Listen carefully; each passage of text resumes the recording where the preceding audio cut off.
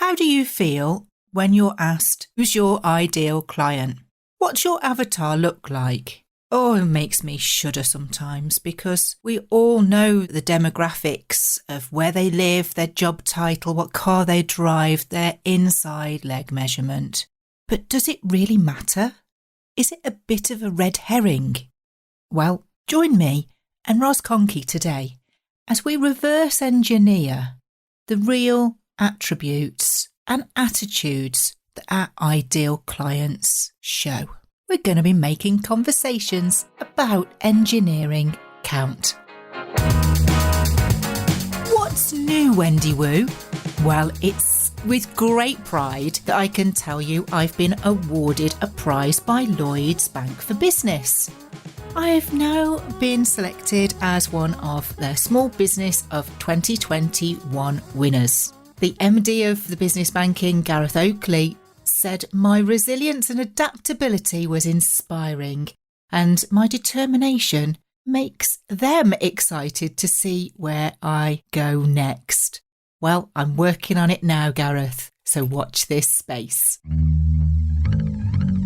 We've had a new review in too from the LinkedIn Guru. Gotta love the benefits of laughter yoga. Oh, last week it was my 50th birthday, and to celebrate, I wanted to share not just a chuckle, but a full-on belly laugh with you all. So this is what the LinkedIn Guru had to say. I dare you to listen to this episode and not laugh. This is a perfect illustration that laughter is the best medicine. Highly recommended that you connect or follow Wendy Woo, that's me, if you want to make your conversations count. Happy birthday, Wendy. Namaste. Namaste back to the LinkedIn Guru. Today, I have with me in the studio a lady who trains, coaches, consults and mentors for business growth. But not in the way that you'd probably think, because her strapline says, engineering your marketing machine. It's Ros Conkie. How on earth did you come up with that strapline with engineering and marketing? I actually started my career as an engineer. So I went to university to study engineering. I'll tell you in a minute how I got into marketing, but the way I do marketing now is the way I was taught how to do engineering. So one of the reasons why people get really kind of tied in knots about marketing is because they think of marketing as this sort of creative, nebulous thing that, you know, is sort of immeasurable and kind of airy and this dark art. It can be an invisible force, can't it? Non-quantifiable sometimes. Yeah, exactly. At the end of the day, it's about people making decisions. And the psychology is really difficult. It's complicated because we're complicated beings, aren't we, as human beings? But if you start thinking about marketing as being a machine that churns out long-term loyal customers, it becomes much easier to take control of it. And if you think, okay, well, if I was going to design a machine that churns out long-term loyal customers, how would I do that? And so that's the process that I take my clients through. It's a process. Yeah. That's the point. It's a design and implementation process. Yeah. And for most people, for most small business owners, they don't have a process for their marketing. It can be a little bit, oh, I'll try this, or oh, so-and-so did really well with that, or oh, this might work, let's give that a go. Whereas if you have a process for choosing your marketing and measuring your marketing and prototyping it and implementing it, then you end up with marketing that actually works and delivers a return on your investment. So marketing becomes an investment and not a cost. And I see that you use this in your own marketing as well, is taking your marketing from a gamble to an investment, because it really should be an investment in what it is that you're doing to ensure that you carry on doing a good job. Done right, marketing and sales is like buying customers. You should be able to pinpoint, okay, for every pound that I spend on marketing and sales, I get this much back in profit. It should be more than £1. And what I loved about what you just said there, Ros, is that you said marketing and sales. Myself and a previous guest, Vicky Neil Carroll, me and Vicky always say marketing comes first, but people say it's sales and marketing because it rolls off the tongue. But the marketing really does need to come first, but it needs to work with sales. Yeah, I mean, I'll be honest, I'm not precious about you're like, what exactly is marketing and what exactly is sales? And, oh, well, if I run this email campaign and I have this automated, is that marketing or is that sales? I'm not precious about exactly what's marketing, what's sales. My definition of marketing is simply making it really easy for people to buy. From you. Yeah. Making it really easy for people to make the right decision for them, which actually isn't always buying from you. So, because marketing also includes filtering off people who are actually the wrong kind of clients. And we forget that, don't we? We think about marketing as being attracting everybody. Anyone who could... Your ideal client. Who's your avatar? Yeah, exactly. If you're much more specific about the kind of clients that you want to attract to your business, then you end up attracting all the right kind of clients. And those are the profitable ones. Yes. Client avatar is kind of a bit of a pet bugbear for me when it comes to marketing, because, it takes a lot of brain energy to really try and break that down. And for me, I've had to have some help, because I needed somebody to ask me the right questions, because it was so difficult. But what you've just said in terms of the disqualification, maybe that's where you start. Who do you not want to work with? Because in actual fact, if it's a pie and it's slices of pie and you don't want them and you'll see what's left. Yeah, absolutely. So you're reverse engineering it. See what I did there? Very good. I heard this on one of your previous podcasts, which was about fishing with a spear. I can't remember who said it. Oh, was it you? I think it was me. I couldn't remember if it was one of your guests or if it was you. And when you said it, I thought, yeah, that's exactly it. It's about fishing with a spear. It's about, being specific about the kind of customers who are going to energize your business, and also being honest about the kind of customers who just, they're not going to get loads of value from what you offer. They're not going to get value for money. They're not. So people who can't afford what you offer, people who aren't going to get that much value from it, people who aren't going to be that profitable, people who are going to take up tons of your time and energy, those customers are better off not choosing you for the sake of them as well as for their business. I went into business because I want to help people. I don't want people to buy from me if they're not going to get value from it, because they're not going to be loyal customers. They're not going to come back again, are they? And they're not going to rave to their friends about me. So I'd rather they didn't waste their money. So my marketing and the way I teach my clients how to do marketing is all about attracting the people who are going to get tons of value from what you offer. And that's why it's all about being very specific about your avatar or persona or whatever you want to call it. Would you agree as well, though, Ros, that picking your own avatar is a tricky business when it's your business because you're so close to it? Oh, yeah. And that's why I coach my clients through. The mistake that a lot of people make with defining an avatar is they start with demographic. So they start with, they're, 35 years old, male, their job's this, they live here, they read these books, all sort of kind of demographic information, which is actually, a lot of it is a bit of a red herring. I always start with attitudes and values and what's important to them and questions they ask and, reasons why they might be cautious buying from you, so concerns they might have buying from you. All of those things are much more important when it comes to defining an avatar, because that really speaks to the kind of content you want to put out. Because if you know the kind of questions they're going to ask, or the concerns that they might have, or, when they're looking at your business and they don't know whether you're any good and they're thinking, okay, well, what's the worst that could happen? Well, actually, these, bad things could happen. Those are valid concerns. And so your marketing needs to honor those and address them and overcome them. What that boils down to me is that's like finding your tribe or setting your culture, isn't it? Yes. Yeah, absolutely. Which leads quite nicely into that the people buy from people like them. Yeah, exactly. And actually the client I was working with this morning, they're a business, they sell to businesses. And when I first said to them, okay, well, who's your ideal customer? And they described the business. And I said, okay, but who's the individual in that business? Because whether you're B2, and I disagree with quite a lot of marketers here who'd say that, B2B is completely different to B2C. H to H, human to human. Making decisions, and marketing is just about supporting people in their decision-making process. There are differences because often in B2B, there are more people involved, Often in B2B, there's a longer buyer, I call it a buyer journey, which is how do people go from never having heard of you before to being a raving fan? Touches. Yes. Yeah. What does that journey look like?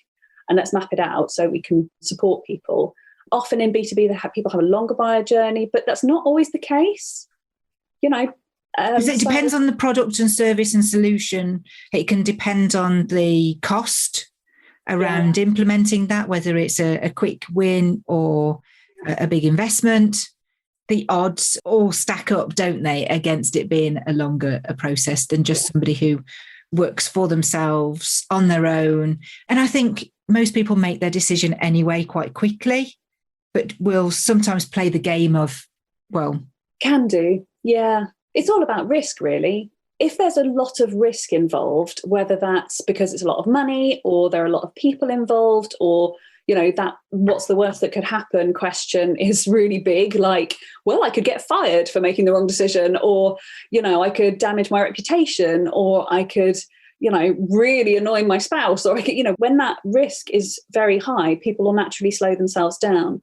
So your marketing needs to reduce the perceived risk at every stage of their buying decision, so that the next step in the decision feels low risk. And you have to build up trust as well in that process, so that they trust you, and the next step feels low risk, so they'll naturally move forward and say, oh yes, okay, I will watch that video. And at the end of the video, yes, actually I will. The next step is just downloading something, so actually I will put my email address to download that article, whatever it is. Yeah. And so on.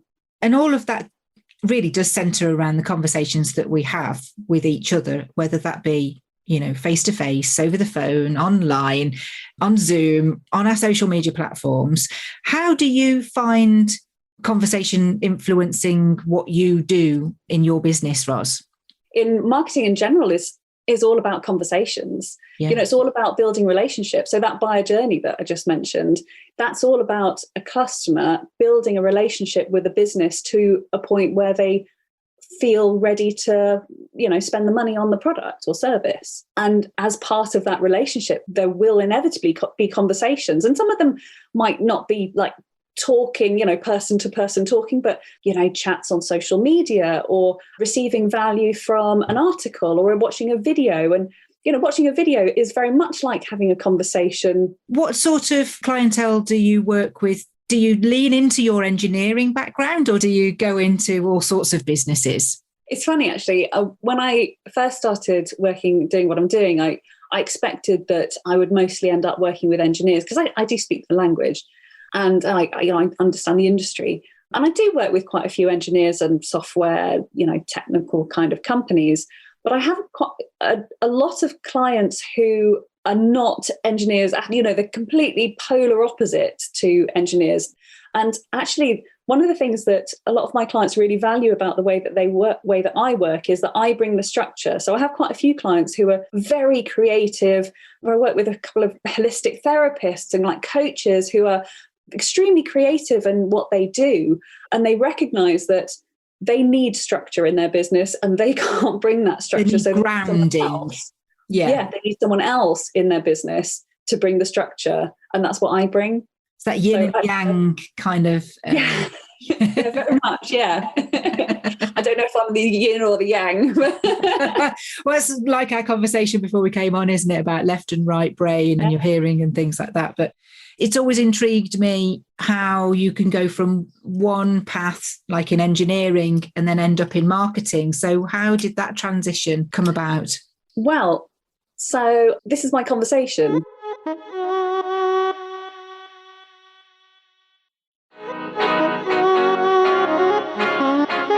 Tell you about it now? Yes. Oh, that's ideal then, isn't it? I'm a mind reader. Well, so I graduated with my mechanical engineering degree, and I started working at a small robotics company in Bristol. Very small. I was employee number 5, and I was working directly for the managing director. And he said to me, "Do you know, Ros, I think you'd be good in marketing and sales." And I didn't say this at the time because he was my new boss, but inside I was thinking, oh no, I don't want to do marketing and sales. It's all fluff and nonsense. I don't want to do that. But as I started working in marketing, I realized that, well, bad marketing is fluff. I mean, we've all seen it. But good marketing is actually very structured and methodical. It's based on analysis and research. It's carefully planned and designed and project managed and tested and measured and iteratively improved. It's efficient and it's effective. And all of a sudden, it starts to sound a lot like engineering. So my career's now come full circle. And this is what I mean when I say that the way I work now is the way that I was taught how to do engineering. So I was taught how to, when you're designing a new machine or a product or something, you start with a specification. So if you're going to design a marketing machine, you start with a specification. What does your marketing machine need to deliver? Well, it needs to churn out long-term loyal customers. So who specifically are those long-term loyal customers? And that's why we start with an ideal customer and a proposition. What are we actually offering and how are they going to buy from us? What's that buyer journey? And then brainstorm how we can support customers better, how we can meet that, how we can build that marketing machine and prioritize. So I have a very structured process for, first of all, identifying quick wins and then looking at how to prioritize your marketing so that you're not overwhelmed by this massive wish list of all the things I could do if I had, unlimited time and money, because that's the overwhelming thing in a small business is where do I start? So we prioritize using a methodical method that you can trust and then build up momentum. Prototype, start small, test it, measure, improve regularly, keep testing and measuring and improving, and then scale up in that way. That's how you design a machine. It's how you design it. If you design your marketing like that, it will always work.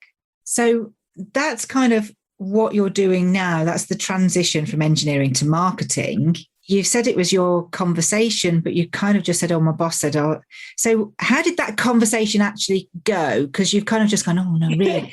Well, he spotted in me something that I didn't see, which was I'm really good at marketing.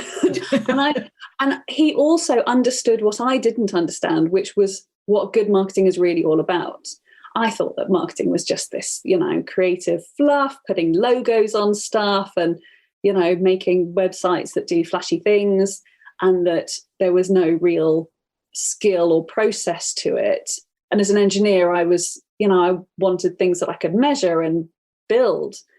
But yeah, he just saw something in me that I didn't see. And I'm really grateful that he did, because if he hadn't encouraged me to pursue this route, then I'd probably still be working in engineering. And I'm much better at marketing than I was at engineering. Well, the jury's out on that, I think, Ros. If you had only just joined as a very young engineer. I'm much better at marketing than I ever would have been at engineering. I'm a bit too optimistic to be a good engineer. A good engineer should be pessimistic, because you want someone who's going to spot the problems. Oh, well, this could go wrong like this. You don't want an engineer who's going to go, oh, no, I'm sure it'll be fine. So what advice would you give to anybody that had a boss that says, well, you're doing this, but I think you'd be better off at that? Would you say, listen, explore it? Yeah, I would. I mean, it depends on the boss, of course, because I was very lucky that I had a very astute. Yeah, he was really, he knew what he was doing. I trusted him as well. And he was a very good judge of character. You've always got to weigh up people's agendas. He needed someone in his business who could understand how our robots worked and who could communicate it to our customers in a way that they cared about, because our customers didn't care how our robots worked. They just wanted to know, can it get into this impossible space and solve the problem that I've got? And they needed someone who understood the technical side of our robotics and could answer our customers' questions and explain it in a way that they cared about. I think it's always a judgment call about listening to other people's advice. And this is something I've learned as I've grown older, is when to take on board people's advice and follow it, and when to say, yeah, that's really good for you. I can see why you're doing that, but that's not going to work for me. And I think that's something that is, well, it's for me, it's taken maturity to get to the point where I'm now much better at making those calls. But I think a big part of it was just luck, actually. I think I was just lucky.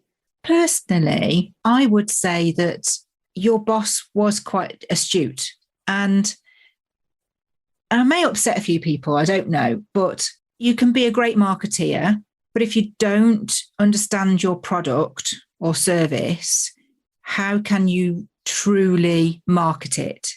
So he saw that you knew how to kind of not simplify it or dumb it down, but be able to convey the storytelling side that marketing needs, because you believe that that is going to be the only way to solve that problem. So then people buying it believe that too. And I think that's an important part for marketing anyway.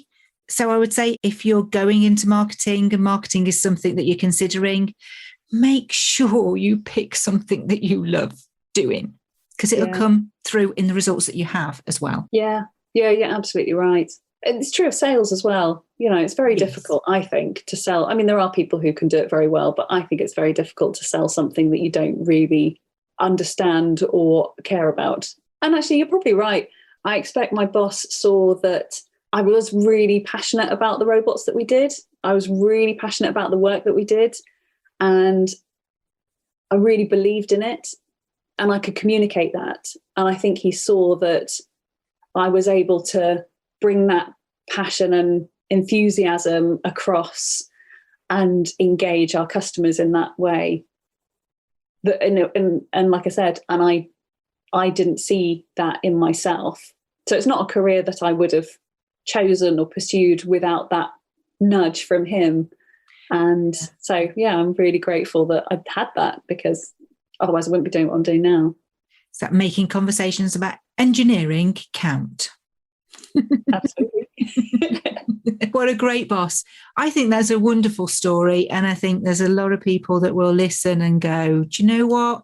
I think that's good advice and sound experience. And it does come with experience, doesn't it? Because hindsight is a wonderful thing. It was years later that I started to realise that the marketing that I was doing was following this same process. I never really planned that. It was one of those sort of slow dawning realizations that this is what I was taught in my degree. This is actually very similar to how I was taught to design machines and robots, and it was this sort of dawning realization that actually really good strategic marketing followed pretty much the same design process. And actually, creating a new product for a business, or a new service, done right, if you do it well, you'll probably follow the same process of a design process, which is start with the specification and so on.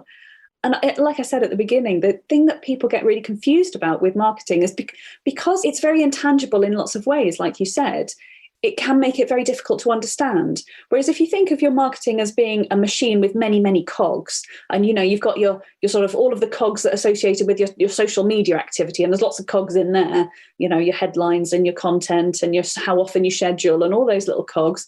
And then you've got your website, there's lots of little cogs in there, and there's, advertising, there's lots of cogs in there. And if you think about it in terms of, all of the different elements that are all trying to work together, and some of those cogs are working really well, but some of them maybe need some extra oil, or out of alignment, or they're just not working, and those are the ones that you need to tweak and improve. And when people get overwhelmed by their marketing, they look at the whole marketing and think, oh, the whole thing's not working. But actually that's a bit like saying, okay, well, I'm going to design a car, and then I put the key in the ignition, I turn the key, but nothing happens. Okay, well, that didn't work, I'll scrap that and I'll design a new car. And that's that's what people do in their marketing when they say, oh yeah, I tried social media, that didn't work, and I tried advertising, that didn't work, I tried PR, that didn't work. And they're saying, oh, car doesn't work, scrap it, design a new car. Whereas actually it could just be like, I don't know, the starter motor's not plumbed in right. I hear what you're saying, because this is kind of like the same on the sales front of things, is that people say, oh, I'll send emails, I'll just put some social media out. What, you want me to pick up the phone? Why would I want to do that? I'll send them an email. Email? I'm going to email them. Did you hear back from them? No. Would you give them a call? No, I've just dropped them another email. There are lots of different tools that you can use for the same results, but it really does work better when you can use them all together. I'm an engineer. I believe in the right tool for the job. You could name any marketing activity you like, and I could probably give you an example of it being done really, really well and another example of it being done really, really badly. because it's all about how you use those tools and and not just the whole tool, because it's not just one thing, just, like making sales calls. It's not one thing. There are so many little things that can be done well or things that can be done badly, like the opener or there's the structure of the call. There's so many elements Expectation. to it. Yeah, that's the biggest one. There's so many different elements and so many ways that something might, or reasons why something might work and might not work. So if you think of it as one thing that either works or doesn't work, you're missing out on loads of opportunities to improve your marketing. The difference between giving it a try to see what happens and the difference between not doing it because it might do something. That's the biggest frustration, I think, for many business owners, isn't it? Yeah. We all want to be doing better. And how can we do better? Yeah, and marketing is one of those things that it's really easy to waste lots of money on it. And that's terrifying for a small business owner. Yeah. And really frustrating. I'm not going to disagree. and I know that there's probably lots of people now going, oh, absolutely right. Yeah, I've wasted money on marketing that didn't work. And if you're not measuring it, you can end up still continuing to waste money on marketing that doesn't work because you don't realize it's not working. You just keep trying it thinking, well, maybe if let's try it another month or another couple of months and see if it perks up. But, it's unless you can measure which bit of it isn't working, unless you can identify why it's not working, it's not really going to change, is it? You're just going to end up throwing away money that's not working. Mm. Whereas if you can measure effectively, so I take quite a big focus on measurement. If you can measure your marketing effectively, you can identify where it's not working, where the problem is, why it's not working, and then you can either improve that, or you can look at it objectively and go, this is never going to deliver value for money, so there's no point in us even continuing with it, so let's cut our losses quickly. So you can make much more confident, quicker decisions. So if you are spending money on marketing activity that's not working, you can identify much quicker, this is never going to deliver a return on our investment, and cut your losses. Or you can look at the gap between, we need to increase our conversion rate by this much to make it work. So it's interesting that we sometimes forget the numbers. I talk about this at the very beginning of the book that I wrote, which is, unless you know your numbers, it really doesn't matter how many conversations you have, because you've got to have something to hang your hat on. You've got to have some kind of target. And I did this earlier today in a call with somebody who, was like, I don't know whether I should work with you and pick up the phone or not. And I just said, well, what are you working on now? And they said, we've got a database, basically got a directory of 1,500 people doing this specific task for a job. That's who we want to market to. And I kind of said, well, if you could get 5% of that market, what would that be worth to you? And his eyes lit up. So for every 100, if you could get 5, what's that worth? It might feel like it's not working because you're making 100 calls and only getting 5. For every 20 calls, you only get 1. But still, that's still converting to a huge amount in sales. It's kind of like, well, know your numbers, because then you'll know how much activity and how quickly you can scale that too.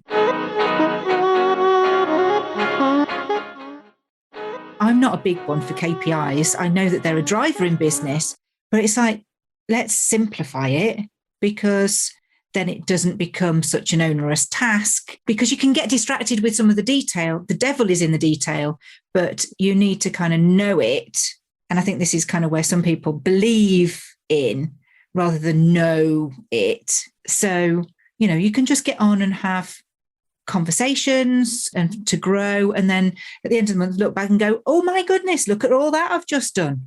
Yeah, KPIs are one of those. I mean, they can be a huge rabbit hole of distraction and a waste of time. And they can be a little bit sort of vanity, ego stroking.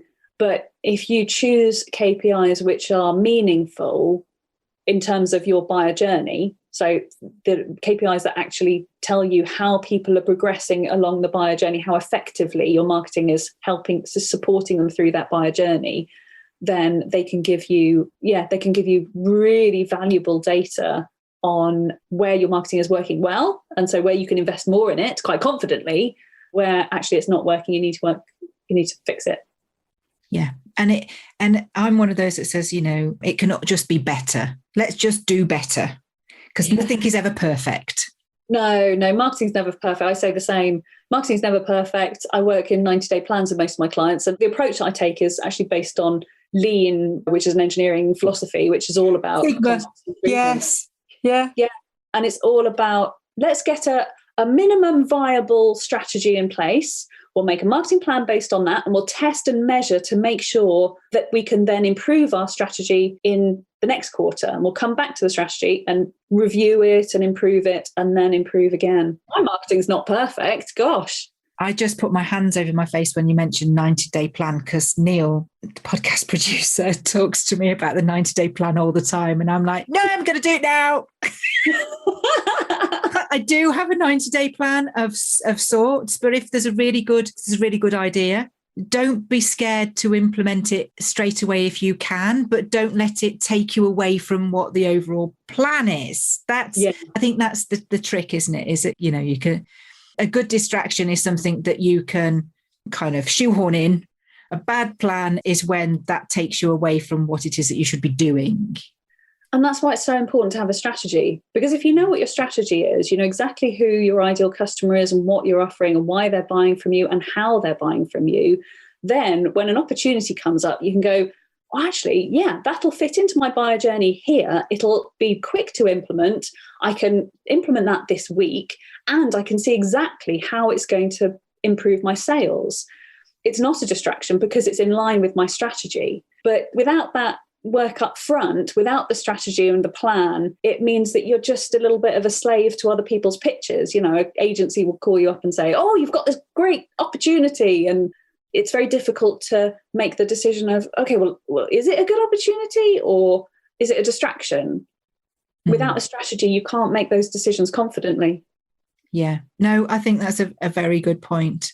And on that note, I would say that go sort your strategies out, sit and think about what it is that you want to achieve in 90 days. And if you need help fixing any of those cogs, get in touch with Ros. Where can they get in touch with you? Yeah, well, I'll put a link alongside this podcast. You can also go to my website, which is rosconkie.com. And actually, the best place to start is with my Kickstart Your Marketing workshop. And in that workshop, it's some videos and workbooks which take you through creating a minimum viable strategy, a strategy that is good enough to get you moving, to get you starting taking action, and create a one-page plan that you can just start executing straight away. And it doesn't take long. People can do it in half a day or a day. And it gets you from that place of being stuck and, what should I do to improve my marketing, to actually taking action and improving. Fantastic. Well, we will make sure that we share all of those links for the listeners in the show notes, and it will go onto the website as well. What are your thoughts now about your ideal client avatar? Do let me know. We love to carry on the conversation. You can email the show, admin@makingconversationscount.com, or follow us on all the socials. Details are in the show notes. Until next time, where we have my worst podcast episode ever. No, only joking. We have Andrew Stotts of My Worst Investment Ever. When you incentivize people, you have to understand that there's a cost. Looking forward to that one.